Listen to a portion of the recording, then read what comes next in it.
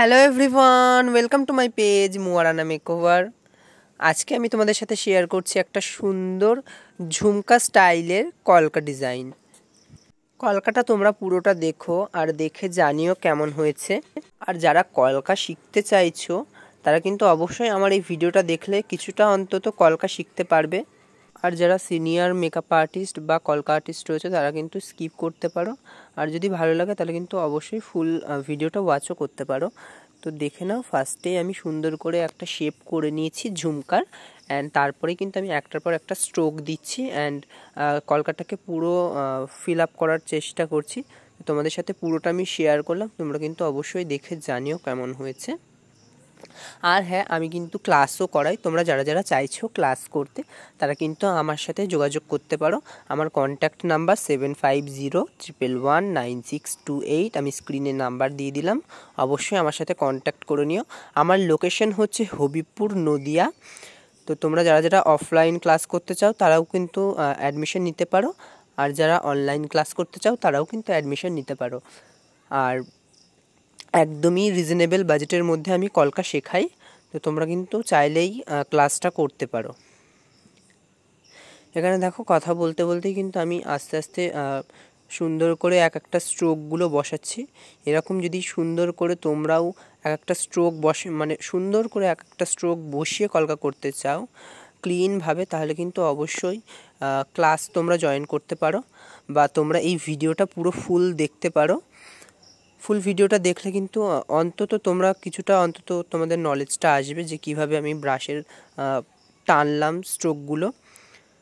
তো দেখো, এখানে কিন্তু আমি সুন্দর করে সব কটা স্ট্রোক টেনে নিচ্ছি। আর হ্যাঁ, আমি কিন্তু সেরকম ভালোভাবে ভয়েস দিতে পারি না বা সেরকম সুন্দর করে গুছিয়ে কথা বলতে পারি না, তাই জন্য কিন্তু একটু সরি চেয়ে নিচ্ছি সবার কাছে। আমি অত সুন্দর করে আমি গুছিয়ে কথা বলতে পারি না। যাই হোক, এখানে কিন্তু আমি তোমাদের সাথে শেয়ার করার চেষ্টা করছি, যতটা পেরেছি ডিটেলসে দেখানোর চেষ্টা করেছি। আর তোমরা কিন্তু পুরোটা দেখো অ্যান্ড দেখে জানিও। চলো পুরো ভিডিওটা ওয়াচ করো। আচ্ছা, তোমাদের সাথে আমি একটা কথা শেয়ার করি, যেটা বলাটা হয়তো ঠিক হবে কি না জানি না, তাও তোমাদের সাথেই বলছি, যেহেতু সব কিছুই শেয়ার করি। তোমরা তো দেখেইছিলে আমার অনেক কটা ভিডিও বা লাইভ টাইপে দেখেছিলে। একটা সময় খুব একটা ঝামেলা সৃষ্টি হয়েছিল অ্যান্ড সেটা নিয়ে খুব কন্ট্রোভার্সি হয়েছে। তো সেই সময়টাতে মানে কি বলবো, এতটা পরিমাণে মানুষ আমার কাজ দেখেছে বা কি বলবো, রিচ বাড়িয়েছে। আর এখন আমি যখন পজিটিভ কিছু নিয়ে কথা বলি বা ভিডিও করি, সেটা মানুষের পছন্দ হয় না। মানে মানুষ চায় শুধু কন্ট্রোভার্সিয়াল জিনিসগুলো, যেখানে মানুষের নিন্দে করা হবে, যেখানে মানুষকে ছোট করা হবে, ঠিক সেরকম কিছু জিনিস মানুষের পছন্দ। মানে এদের ভালো কিছু পছন্দ না। আমি যদি কাউকে এরকম কিছু শেখাই যে এইটা করলে এটা ভালো হবে, সেই জিনিসটা কারোর এখন দেখি ভালো লাগে না। তুমি কন্ট্রোভার্সিয়াল কথা বলো, কারোর নামে নিন্দে করো, দেখো তোমার ভিডিওতে কিন্তু চচ্চর করে ভিউ হবে, তোমার ভিডিও তখন মানে উপচে পড়া ভিউ হবে। আর আমি ভেবে পাই না এত কন্ট্রোভার্সিয়াল কথা আমি কোথা থেকে বানাবো। আমি তো বুঝতেই পারি না কার নামে আমি নিন্দে করবো এত কন্ট্রোভার্সিয়াল কথা বলে বা কী নিয়েই বা এত কন্ট্রোভার্সিয়াল কথাগুলো বলবো সাসপেন্স রেখে রেখে। আমার দ্বারা তো সম্ভব না, ওই জন্য হয়তো আমি পারছি না মানে এরকম কন্ট্রোভার্সিয়াল কোনো কথা বলে ভিডিওটা করা। যেরকম ধরো না, এই ভিডিওটা যেরকম একটু লেন্থি আছে, এই ভিডিওটাই যদি আমি এখন কন্ট্রোভার্সিয়ালভাবে কথা বলি বা কারোর নামে নিন্দে করি, ঠিক এই ভিডিওটাতে ভিউ হবে।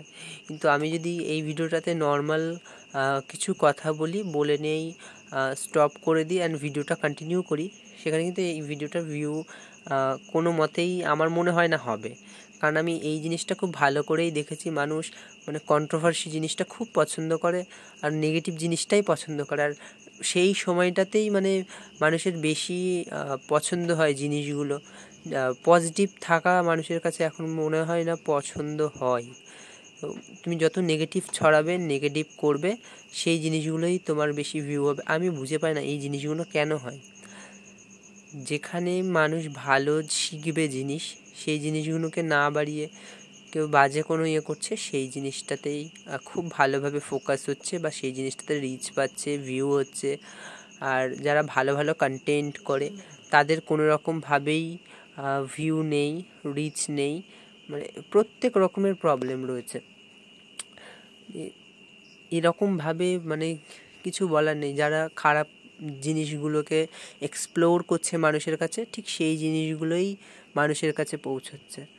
আর যারা ভালো কিছু এক্সপ্লোর করতে যাচ্ছে সেই জিনিসগুলো পৌঁছচ্ছে না। যেমন দেখো না, আমি এই ভিডিওটাই করেছি, আমি এই ভিডিওটা কিন্তু ডিলিট করে দিয়ে নিয়ে আবার নতুন করে পোস্ট করেছি। তো এই ভিডিওটাই আমি যখন এর আগে পোস্ট করেছিলাম, আমি কপিরাইট ফ্রি মিউজিক সার্চ করে তারপরেই কিন্তু আমি আপলোড করেছিলাম। ও মা, ফেসবুকে আপলোড করার পর দেখি যে এখানে কপিরাইট এসছে। কিছু বলার নেই, কপিরাইট এসছে তাও ঠিক আছে, কিন্তু আমি দেখলাম ফেসবুকে ঠিক এমনই একটা সেটিংস, এমন একটা জিনিস এরা করেছে যে যাদের মিউজিক তুমি ইউজ করবে তারা পাবে 70% আর তুমি পাবে 20%। মানে তুমি এত খেটে এত কষ্ট করে ভিডিও বানালে তুমি পাবে 20% আর ওরা পাবে 70 to 80%, এরকম এতটুকুনি ওরা পাবে। মানে তুমি ভেবে দেখো তোমার তাহলে লাভ কি হচ্ছে। আর প্রত্যেকটা ভিডিওতে তো আর কথা বলে বলে পুরো ভিডিওটা কন্টিনিউ করা সম্ভব হয় না। তো সেখানে আমার মনে হয় না যে এরকম কিছু কোনো রকম শিডিউল, এরকম কোনো রকম সেটিংসের কিছু করা দরকার আছে। আর অবশ্য করবে নাই বা কেন, কারণ এখন সবাই ফেসবুকে টাকা ইনকাম করার একটা নতুন রাস্তা এটা। তো সবাই চাইছে একটু এখান থেকে ইনকাম হোক কোনো রকমভাবে। তো সবাই নিজের নিজের মতন ভিডিও আপলোড করছে, পোস্ট করছে। ঠিক এরকমই কিছু কিছু মানুষ আছে যারা খুব নেগেটিভ জিনিসটা বেশি করে ছড়ায়, অ্যান্ড আমি দেখলাম তাদেরটাই যেন বেশি ভিউ হয়, তাদেরটাই যেন বেশি কি বলবো, মানে প্রচার হয় যেটাকে বলে বাংলা কথায়, সেই জিনিসটাই হয়। আর যারা নর্মাল ভালো কিছু প্রচার করতে চায় তাদেরটা কিন্তু একদমই হয় না। আমরা যেরকম খুব খেটে একটা ভিডিও বানাই অ্যান্ড খুব পরিশ্রমও হয় সেখানে, একটা ভিডিও বানানো তো না, তার পেছনে কত ঘন্টার এডিটিং, তার পেছনে কতটা এফর্ট লাগে, কতটা সময় লাগে, সেই জিনিসটা মানুষ বোঝে না। আমি দেখলাম কিছু কিছু ভিডিওতে এত অশ্লীলভাবে ভিডিও করছে, সেই জায়গাটাই খুব ভালো।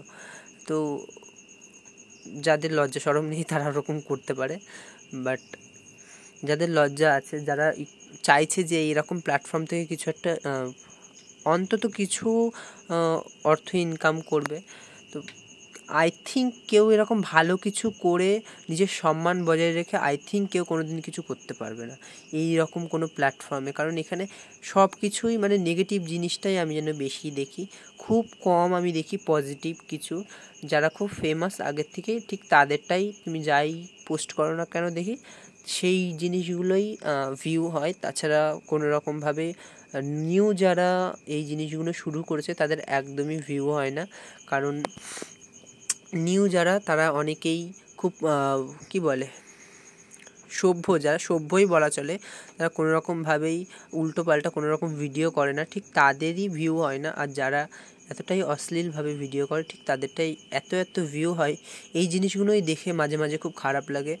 তো কি বলবো, এত কষ্ট করে আমি ভিডিওটা বানিয়েছি, বানানোর পরও আমি যখন পোস্ট করলাম, আমি কপিরাইট ফ্রি মিউজিক ইউটিউব থেকে সার্চ করে তারপরেই আমি কিন্তু দিয়েছি। আর পুরো যে কটা আমি গান এই ভিডিওটাতে দিয়েছিলাম আগের ভিডিওটাতে, তো সে কটা গানের আমি লিঙ্কও কিন্তু আমার ফেসবুকে দিয়ে দিয়েছিলাম। তো তারপরেও এরকম কপিরাইট আসছে। আর এখানেও দেখাচ্ছে যে মনিটাইজেশনের এই প্রবলেম হচ্ছে, সেই প্রবলেম হচ্ছে। আমি জানি না কেন এরকম দেখায় কেন, বা এরকম প্রবলেম হয় কেন। আর এইগুলোর জন্যই কিন্তু রিচটা ডাউন হয়। তো প্লিজ কি বলবো, এত তো কেউ ভয়েস দিয়েও বলা সম্ভব না, আর এত কথা বলাও সম্ভব না একটা ভিডিওতে। প্রত্যেকটা ভিডিওই তুমি করছো, সেখানে কোনো রকম মিউজিক ইউজ করতে পারছো না, শুধু কথা বলছো। তো এখানে আমার দেখতে দেখতেই কলকাতা অলমোস্ট কমপ্লিট হয়ে গেছে। দেখো এটা হচ্ছে ফাইনাল লুক। কেমন হয়েছে কলকাতা অবশ্যই জানিও, ভালো লাগলে কিন্তু একটু লাইক অ্যান্ড কমেন্ট করতে ভুলো না। আর এতক্ষণ ধরে যারা ভিডিওটা দেখছিলে অসংখ্য ধন্যবাদ, থ্যাংক ইউ ফর ওয়াচিং। আবার নেক্সট কোনো ভিডিওতে দেখা হচ্ছে, টাটা।